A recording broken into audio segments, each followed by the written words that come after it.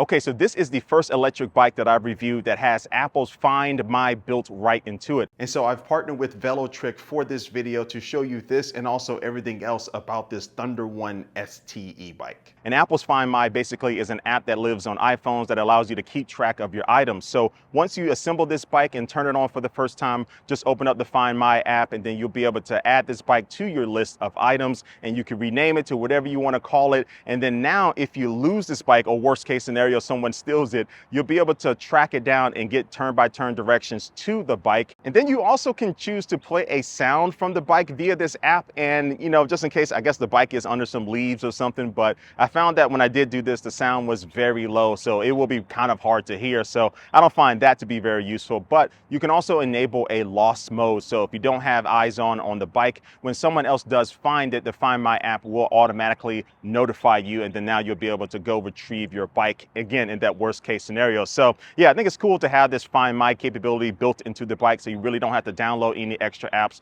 or do anything else like that. But let's take another look here at this T1ST bike. So the main kind of purpose of this bike, or the theme that they're going for with this bike, is a stealthy e-bike. They don't want this to look like an e-bike, so people might want to take it from you. And I think they've done a great job, mostly because of the tight cable management up front here, and they really measured everything out so the cables aren't really super saggy and they don't need a lot of tie downs and stuff like that. So you really only have a few little kind of clamps on here to keep the cables nice and tight, but they are internally routed, so they go through the frame of the bike too, so that helps keep it very clean. So cable management is on point. Also on the handlebars, you don't have too much going on, so you have some really good comfortable grips that do have some little palm rests here, so they are rubber, very nice and comfortable for long rides. And also on the right hand side, you do have some controls for the 8-speed Shimano shifter, so you have 8 gears to go up and down to be able to help you go up hills and stuff. And then on the left hand side of the handlebars, you will find this manual bell. And then to the left of that, you will find some controls. Now, you might be wondering what those controls are for, because this bike does not have a display. And what Velotric is going for here is that they actually want you to use your smartphone as a display. So inside of the box that comes with this bike, you will find this little kind of smartphone mount that has some 3M tape on the back of it. And the whole idea is for you to be able to put that on the back of a phone case. And then now you'll be able to slot your phone in this little spot here on the middle of the handlebars to be able to use your phone either as a display. Maybe you download an app to be able to track your distance and your speed and stuff like that, or if you just want to have your smartphone nice up front and center here, so whenever you want to grab it while you're riding, you can do that. But let's get back to the buttons, because the buttons won't work with your smartphone at all. They're really made for you to be able to either turn on the front headlight, so they have a button dedicated for that, but also the plus and minus buttons are for you to be able to go up and down the different 5 levels of pedal assist. And right here on the top tube here of this bike, you will find this power button, but once you turn it on, it will be lit up white, but as you go up and down the different levels of pedal assist, it will change colors. And when you first get this T1, you will find a sticker that gives you all the information for which mode that you are going to be in, depending on the color of the light here. So it's kind of good to memorize that or take a picture, and then eventually when you want that super clean look of the bike, you can go ahead and just take that sticker off. And let me emphasize just how clean this bike is again, because you can get it in 2 different colors, either sand or this lava color that I have here. And also it does come in 2 different sizes, so small and medium. And so the small is going to be made for riders between 5'1" and 5'8", and the medium will be made for riders between 5'5" and 6 feet. And so this bike doesn't come with any fenders, but you can always add some on yourself later. And they already have the mounts for the fenders and also some mounts for a rear rack if you do want to add one of those on this bike. And also down here in the bottom, you will find a couple of mounts to be able to mount different things like water bottles. And this bike does weigh 36 pounds, so it is pretty lightweight to be able to take up and down stairs or load up into your car or your truck or your SUV, whatever you're driving, very easily. And this bike can also support up to 330 pounds of rider weight. Now, as I mentioned before, this bike does have an integrated headlight, but it's also light sensing as well. So once you do go into a dark environment or the sun starts to go down, the light will turn on automatically. And then also on the back, you will find a battery powered tail light. So you can easily just take that on and off to change out the battery, but also too, it just has a button that you need to press down to turn it on. And what else? Oh, these tires are going to be 700 by 40C e-bike puncture resistant tires. And these tires are going to be nice and thin. So these are made for riding on roads or paved surfaces like bike paths and stuff like that. But I found that these tires has some really good grip and also stopping power combined with the Tektro hydraulic disc brakes. So I was very happy with the tire and braking performance. Now you also get a walking mode on this bike, so just press and hold down on the minus button for a couple of seconds, and then the motor will kick on just a little bit and allow you to easily move this bike up a hill without having to hop on it. Oh, and if you watch a few of my e-bike videos, you know I'm not a fan of smaller seats like this. Look, I'm just a bigger guy with bigger parts, as you might say. But anyway, this seat though is pretty good. So this has the 3D groove type of design where you have some different grooves and different cutouts to really be able to form to your bottom pretty well. And the cushion is really good on point as well. So look, I was riding around a lot on this bike and I found the seat to be comfortable because normally I swap it out for a bigger seat, but not this time. I'm happy with the seat. Now this bike also has a 36 volt 9.8 amp hour battery that comes in at 352.8 watt hours. Now you cannot easily remove the battery on this bike though, so it is integrated into the frame of the bike. Now for longevity reasons, like maybe some years later you do find yourself needing to replace the battery, you can replace it, but it's just not something that you can just easily take on and off for every single day. So I know some people might not like that. You might just want to be able to take your battery inside to charge it and leave your bike outside instead of having to bring your bike in,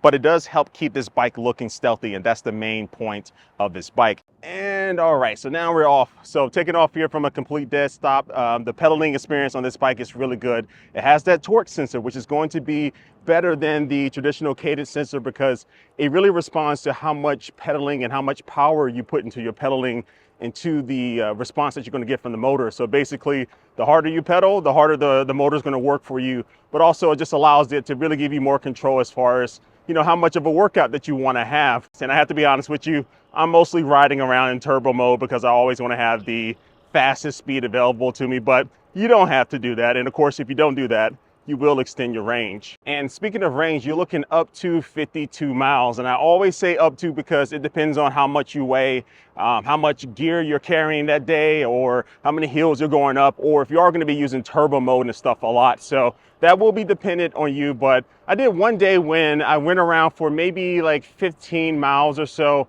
and I still had, you know, close to I would say a little bit over 50% or maybe a little bit under 50%. I can't remember, but that's not bad for me weighing around 220 pounds and also carrying around 10 pounds of camera gear. And now let me turn around here and do a speed test. So again, no throttle. So you have to give all of your might here to get up to speed. And this is a class 1 electric bike. So this means you'll get up to around 20 miles per hour. And I should say up to because depending on, you know, how much power you put into it, you might get an extra couple of miles out of it. But I have been able to hit 20 miles per hour with no problem. And I have a decent amount of headwind right now. So I'm working a little bit hard to get up here, but 20 miles per hour is definitely achievable. And all right, so now for a little bit of a hill test. So this hill isn't like super straight up, but it is long and it goes up a little distance. So let's get this thing going in 3, 2, 1, boom. All right, again, 350 watt motor.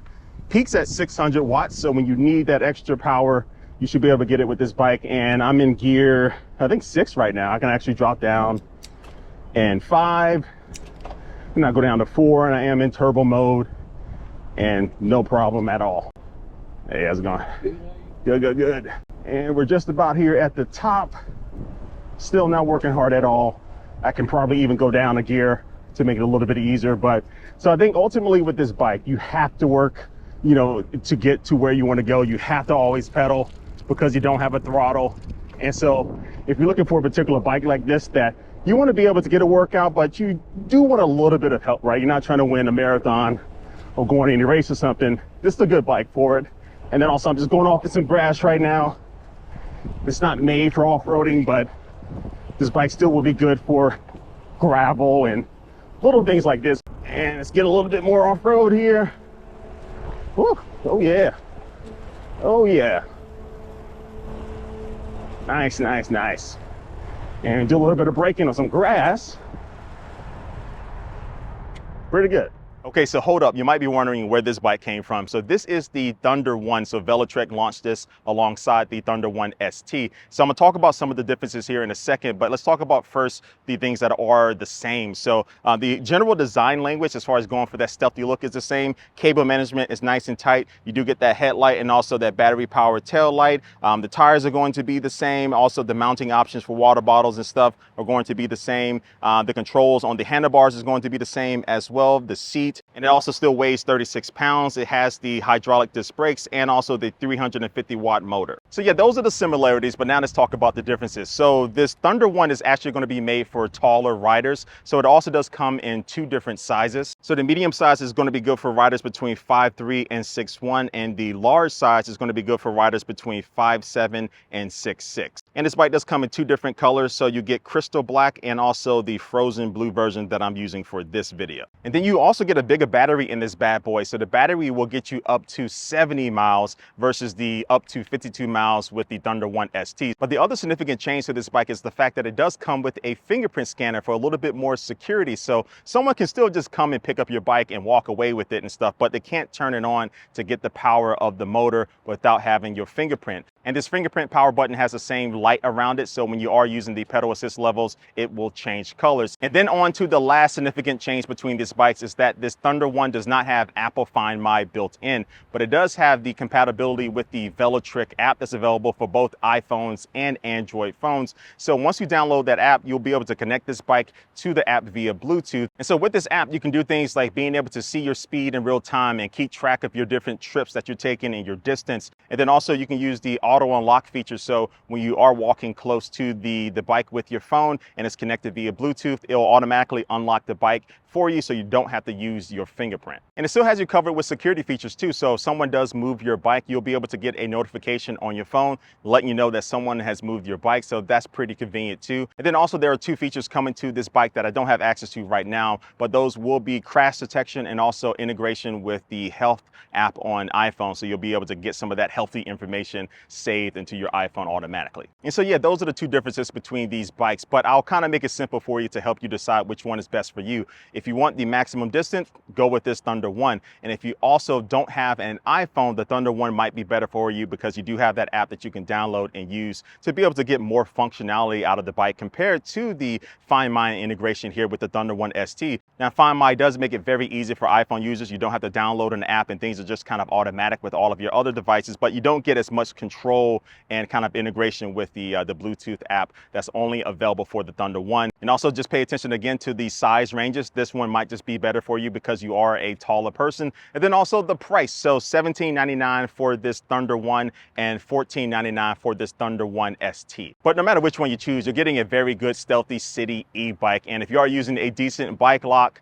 the way this bike looks can help prevent someone from trying to steal it. So look, bottom line, good riding experience, good design, and really good bike overall. So I'll drop some links down below to both of these bikes in the description of this video. And also drop a comment down below and let me know what you think about these bikes yourself. And like always, I do want to thank you for watching, and I will catch you later.